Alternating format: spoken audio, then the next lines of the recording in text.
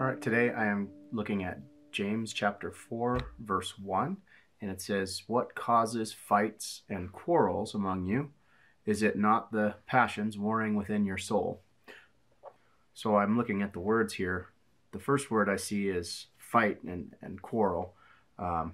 So fights, as I looked at that, the word that's used for that elsewhere in the New Testament, it always means war. It's always translated as war or battles. And so to me, that connotates some kind of physical fighting, not just verbally arguing.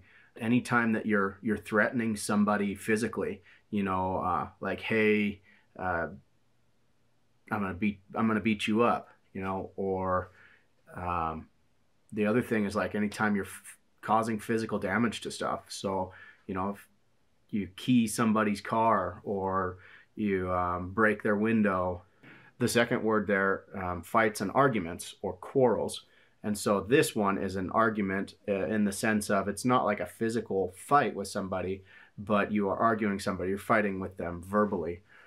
The other way as a parent, that it's like whenever I'm yelling at someone, so yelling at my kids, for example, if I have to raise my voice and yell at them, I feel like that qualifies as this argument, this quarrel type of a thing, even though, they can't really fight back because I'm their dad.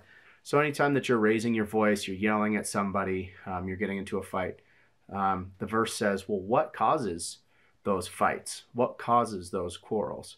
And I think that the important part here is to actually stop and think about this. When was the last time you got into a fight or an argument? The important part of this is to actually think about a time and reflect on that and go, well, what caused that? Because it's not something where I can just tell you right now that, oh, well, this is the cause every time. Even though, it does say in the verse, it's the desires, the passions inside of you that are warring inside of you. That's kind of a way to generalize it. But I think specifically each time that something happens that makes you want to fight, that makes you want to argue, that it's a good idea to stop and figure out, well, why did I want to do that? Why did I want to fight somebody? Why did I want to yell? One way to apply this, you can look back and you can be reflective about it, but you can also look forward and you can try to figure out, what's the next fight that you expect to have. As I think about my future engagements that I might have, my future battles that I might have, it helps me to think ahead, because then I'm going to react differently. So I'm not just looking back on what was the last fight that I had, but I'm also looking forward at what would my next fight possibly be, and trying to look at it from a godly perspective and just try to figure out ahead of time, how should I respond to that in a godly way. You don't exactly have to memorize verses word for word. You just have to kind of memorize the idea of it, that you would say to yourself, because you can kind of feel yourself when you're like, oh man, I'm getting ready to fight with this person, or, I got to kind of set up my defenses because I know there's a fight coming. That when that happens, it's kind of like a red flag that says, remember the verse. What causes arguments and quarrels among you? Is it not the desires and the passions at war within yourself?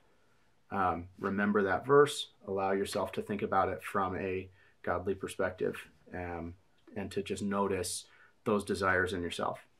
The third word that sticks out to me in this verse is that word passion.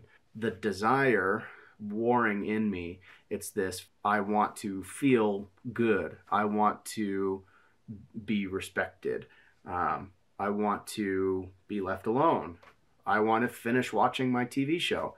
You have this desire inside of you, and when something happens that kind of threatens that desire, that's when you start lashing out with these fights and quarrels.